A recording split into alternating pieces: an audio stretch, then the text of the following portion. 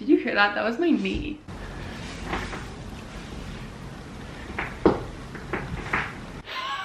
Oh gosh. Before we get started with the Q&A, I wanted to mention the brand of these t-shirts. I am just in love with Cuts. This brand is known for their buttery soft, basic t-shirts. They're classics that you just want to have in your closet. Staples you can wear with anything. I've been trying to, with my wardrobe, kind of scale it back a little bit and focus more on basics that will last a long time. And Cuts quality is impeccable, and like I said, the fabric is just buttery soft. The fit is really nice, just really classic. That's really the best way you can describe their clothes. It's just very classic. I'm wearing this cropped black t-shirt, but I also have right here a more boyfriend style t-shirt. If you want to check out Cuts, I will leave a link in the description, and you can use my code GABBACADO, GABBACADO, for money off. You get 15% off of your purchase. Highly recommend investing in some of these. They would also make a beautiful Christmas gift for someone. I would love to get some of these classics for your wardrobe that you can wear forever. Let's get on into the Q&A. So I wanted to do a cozy little Q&A with you guys. It's been, my YouTube game has not been strong recently. I miss you and I love this YouTube channel. It's not going anywhere. I'm just trying to give myself grace. And my Instagram is kind of like my main thing. So you know, if I have to cut something off, unfortunately it's YouTube right now, but that doesn't mean I love you any less. That's just me trying to give myself grace and navigate this season where I'm not feeling my best. So, all of that to say, let's get on into the Q&A. I asked you guys a few weeks ago, because I planned to film this a few weeks ago, I asked you guys for some questions over on Instagram, and I'm going to answer those now. We have a wide range of topics that I'm excited to dive into. So, let's go. First question is, when did you start reading the Bible? I'm struggling with the false in parentheses, because it is false, feeling of being too late. So I loved this question. I think that is something that a lot of people struggle with, and I even struggled with this. I grew up going to church, going to Sunday school when I was little. Like, I grew up doing all of that, and I also have always done like daily devotionals since I've been an adult.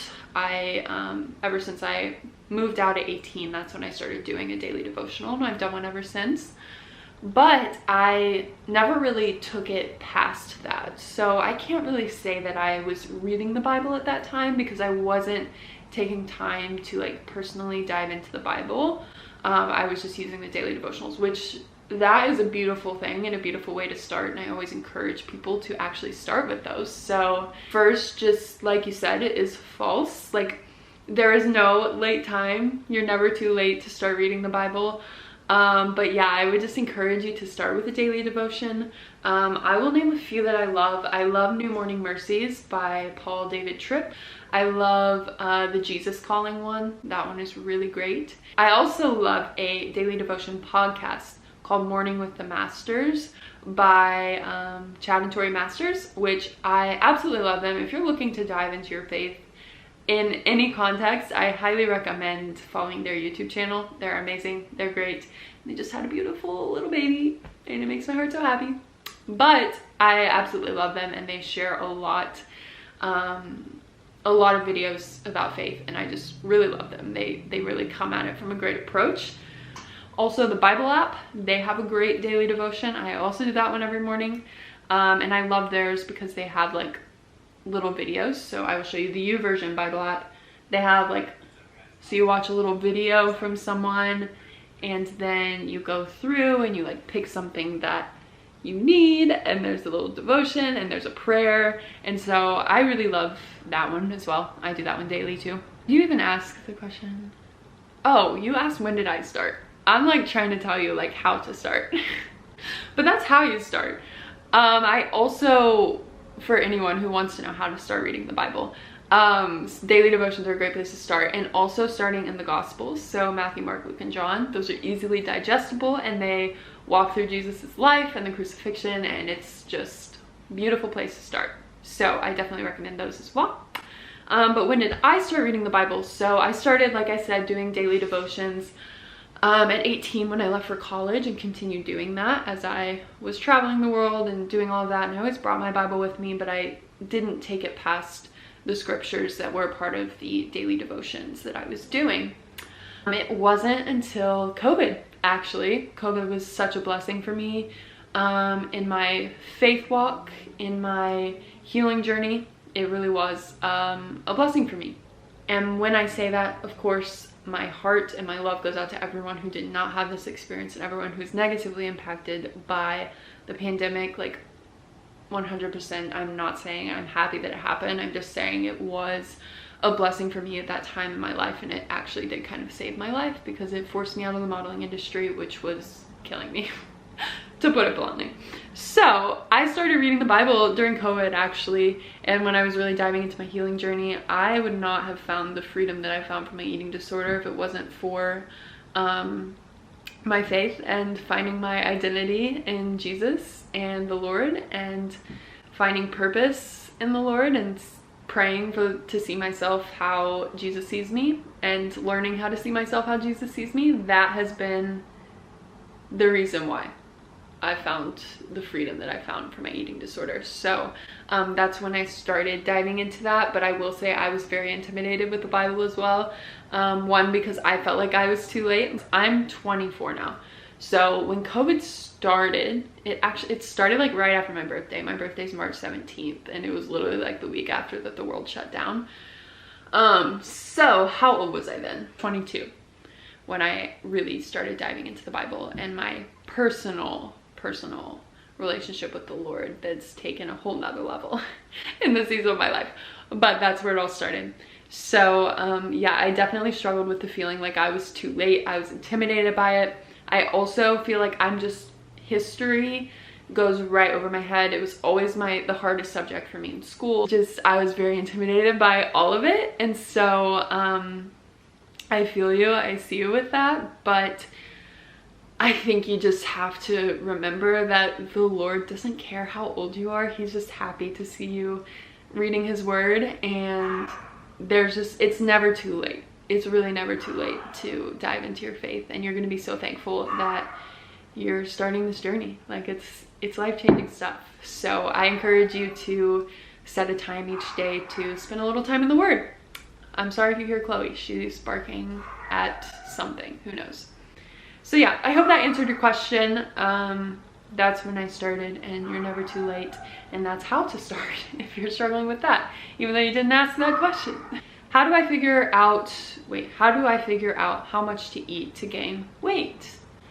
Great question.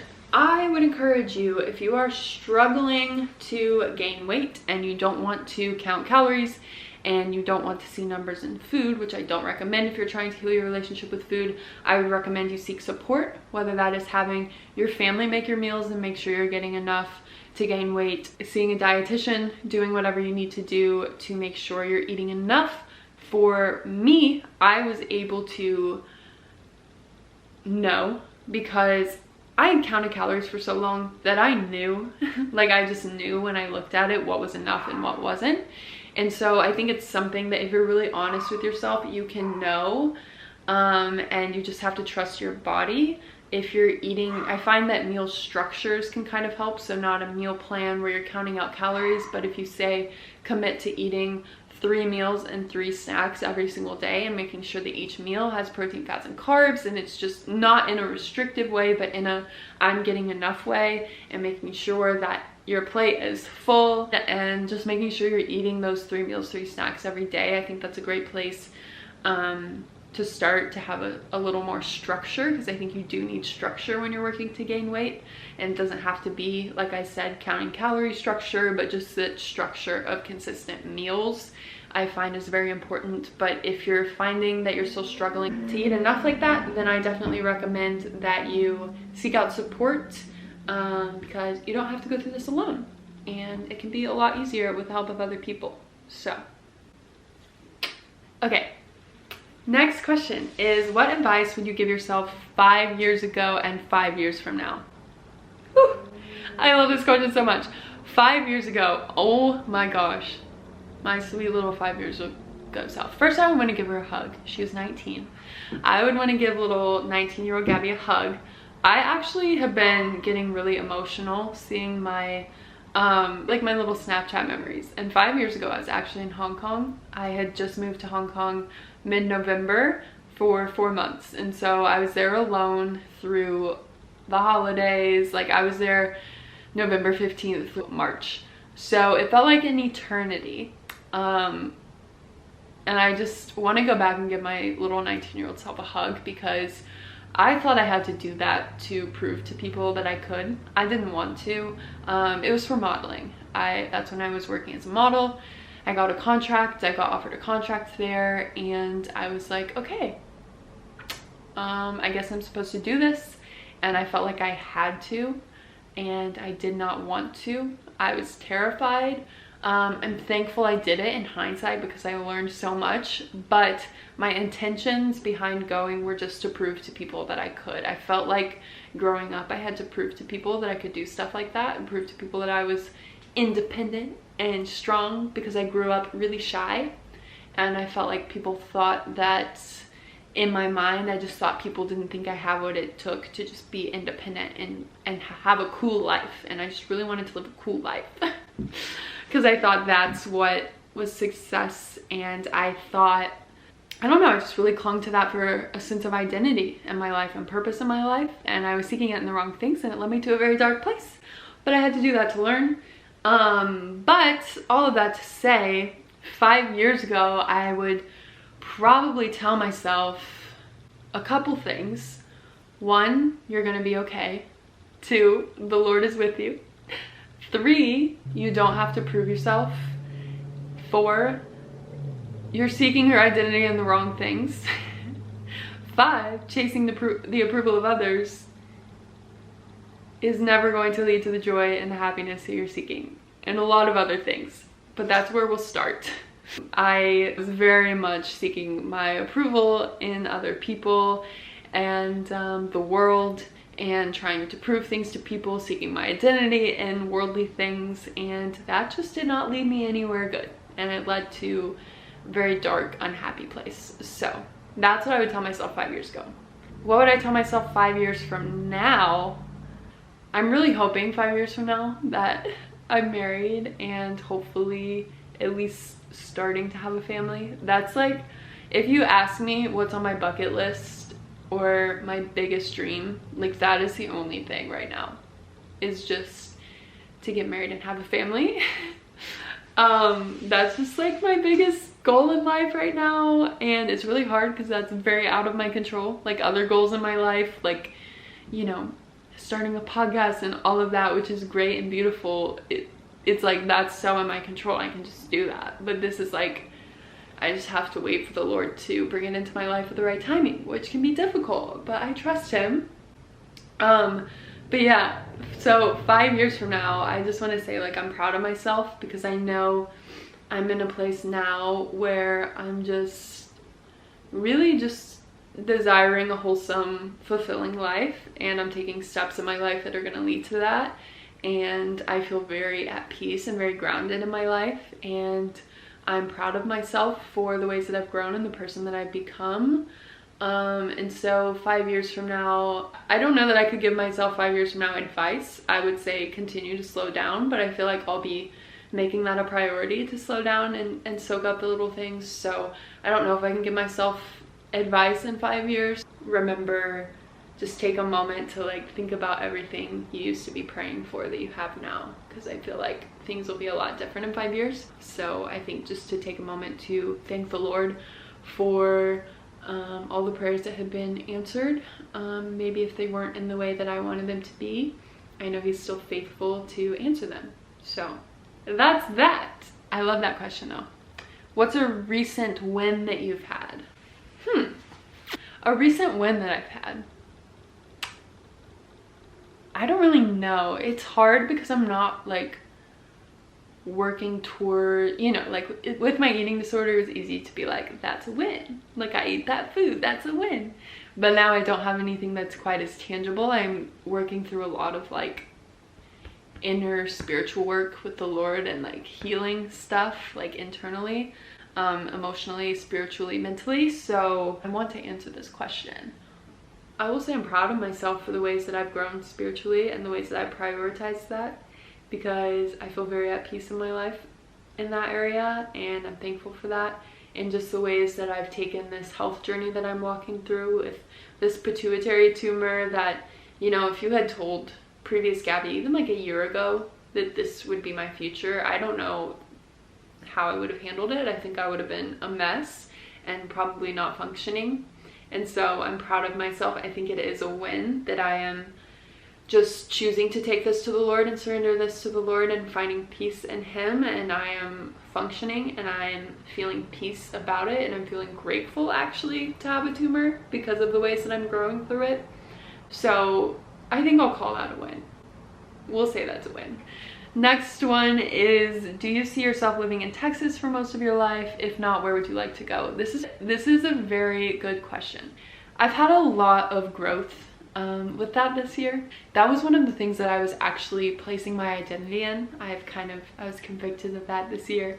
I've been placing my identity in where I live and the performance of that, and I felt like I had to live somewhere that was cool and that people thought was cool, and I really clung on to that identity as someone who at 18 moved to New York City and lived there, and then I started traveling internationally, lived in Hong Kong, Thailand, Tokyo, Paris, spent 4 years traveling the world and living in New York in between, and then I came home for COVID, and I was still in my mind, I was like, this is temporary until I can get out. I've always been like, I'm never living in Texas, not my place. I want to live somewhere cooler. I want to live by the beach. Like, I'm getting out of here as soon as I can. So after COVID, I was like determined to save money so I could leave again. At the start of this year, I spent a month in LA because I've always dreamed of living there. I thought I loved the city life combined with the beach and the mountains. So I tried out LA and did not love it. I do have a video that is called Why I Hate LA or something like that, if you want to go down and hear why I don't love it there. It was just overall a very stressful environment. And then I spent a month in Hawaii, which again, ultimate dream, and spending the month there was beautiful, one of the most eye-opening months that I had, and it was incredible. While I was there, it was like the Lord opened my eyes to the fact that I was seeking my identity and where I lived, and I was just in Hawaii, and after a couple weeks of being there, after the kind of high of it all wore off, I was like, wow, my eyes were open to all of the blessings that I have here, and everything that I have here is everything that I'm really seeking. And I just felt really called to be back here for this season of my life in Texas, which it's weird that I was in the most beautiful place in the world in Hawaii, where I felt more like myself than I've ever felt before. I felt so at peace there, and it was just the most beautiful place that I've ever been, and it felt like the most me. Like, I love the beach. I've always loved the beach, but it was so crazy that the Lord used that experience to open my eyes to everything that I have in Texas.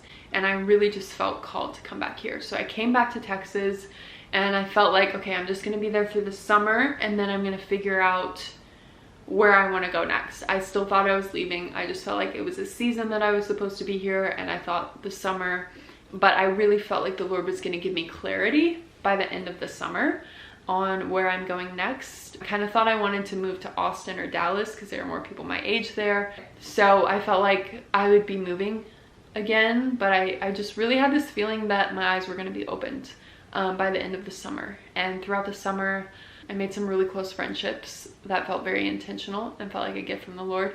I had this dream towards the end of the summer, I think in July, and I was like being forced to move to Austin in my dream, and I felt so much unrest in my soul. I was like, I don't feel ready to leave. And there were two things that I mentioned in the dream. I was like, I just feel like I should not be leaving these things, and one of those was a friendship, and one of those was something at our church that was starting, a young adult group. And so I was like, I just feel like I shouldn't be leaving those things. So in my dream, I thought that.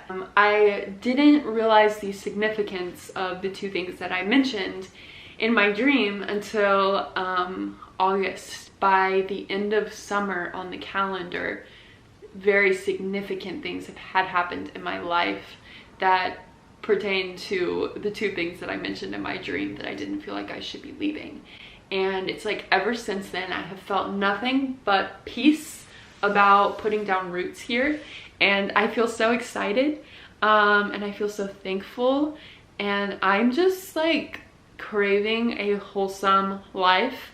I don't know where I see myself going, but I feel like I'm going to be here until this is like all up in the air, could easily change. But right now I feel very called to find an apartment here, which I have a goal to do that next year, and find an apartment here and settle down here, put down roots here, continue to build my community here. It just feels like the right thing, and I feel nothing but peace about that, and I feel so thankful after years of, you know, I've spent my whole adult life not having a community because I was just hopping around different places, and it's like, oh, that's so important for our health and our well-being to have a good group of community. I just love having a home base, and I have not had that my whole adult life because I've just been hopping around since I was 18.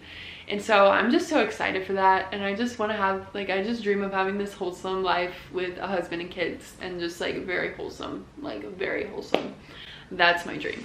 So I do see myself, I'm not saying my entire life, because when I have a husband, you know, who knows what will happen at that point in my life, but I feel like me as a single Gabby, I feel like I'll be in Texas for the foreseeable future. And I feel so much peace about that, which I never thought I would say. It's so funny, even like at the start of this year, I never thought these words would come out of my mouth. So it's crazy how much can change in like a year. It's really crazy and really beautiful. So I swear I talk so much in these videos, but exciting because of that, I'm starting a podcast.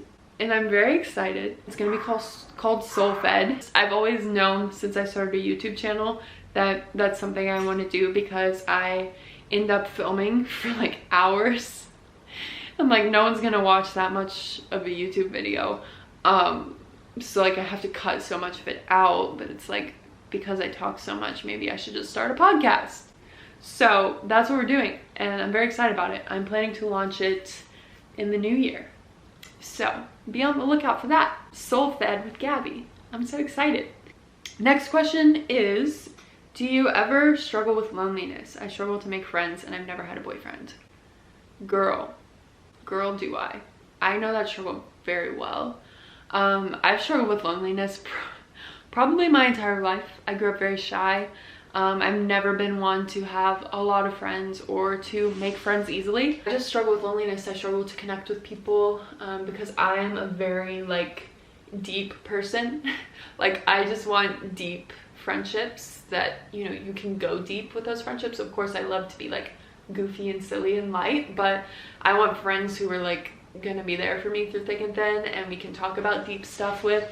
Like those are the kind of friendships I like, and I feel like those are harder to find, especially when you're younger. I've always struggled with loneliness, especially when I was traveling for modeling. Traveling the world alone is a level of loneliness that I hope to never experience again.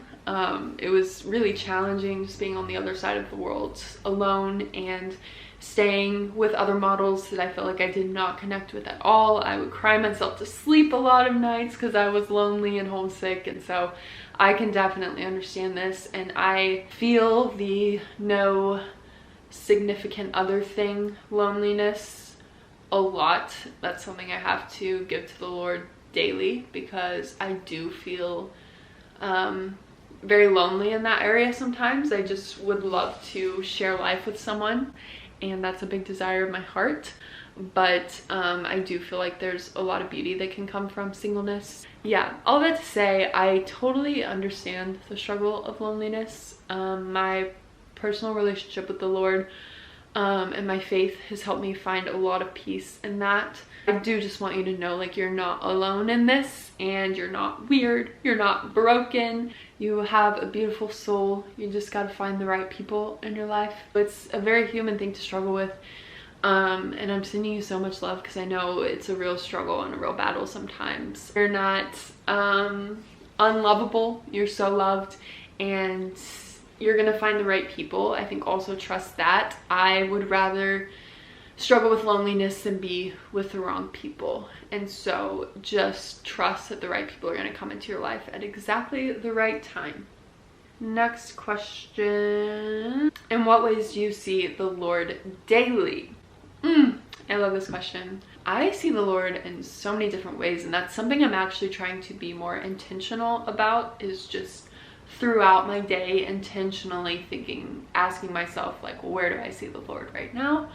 Because I think that's just a really beautiful, powerful thing to start doing in your life. But I see the Lord in a lot of different ways. I see him in sunrise and sunset, and my morning quiet time with him, my evening quiet time in my prayer closet. I feel him in there.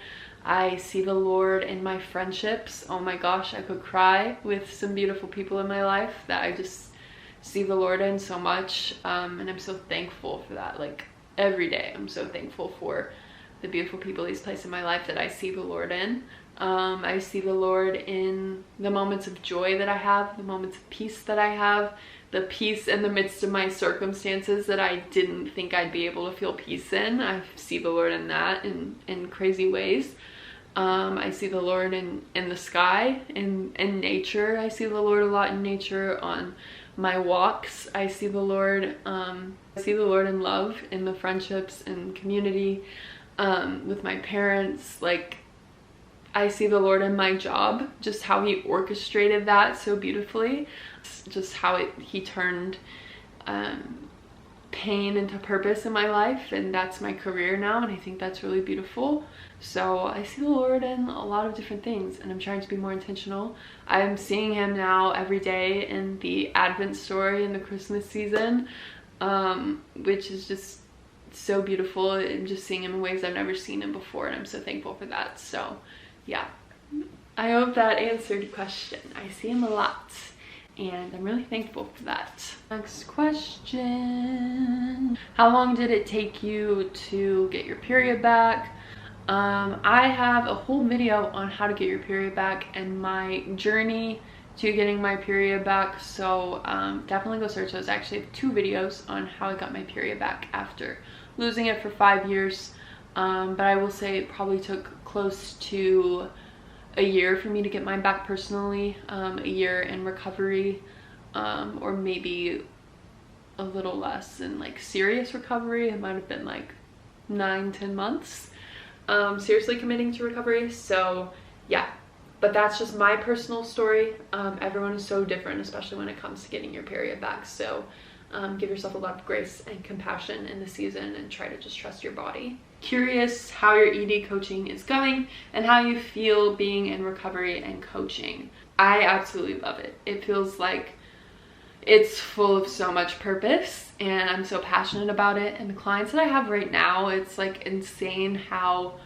perfect they are. And again, that's something I've been praying for the Lord to send me the right people at the right time, and it feels like just that with the clients that I have right now, and I'm so thankful for that. It's taken a while to get here. I started my coaching business 2 years ago now, and so it's taken 2 years.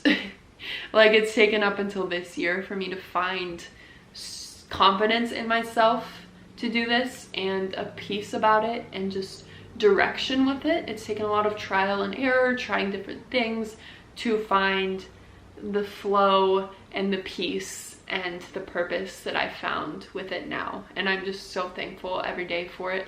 So thankful for my clients, so thankful that I get to do what I do. Like, it just feels so purposeful, and I am just so grateful for it. So it feels really great, but I will say you do have to be in a very stable place if you are going to go into coaching, recovery coaching. If you struggle with an eating disorder in the past, I know that I am confident, I can confidently say that I'm fully recovered, and that is something that I will never resort to. Eating disorder behaviors, I'll never resort to those to cope with my struggles anymore, and I can confidently say that. But if you can't confidently say that and you need to be honest with yourself, I wouldn't recommend it. But that being said, it just feels so full of purpose.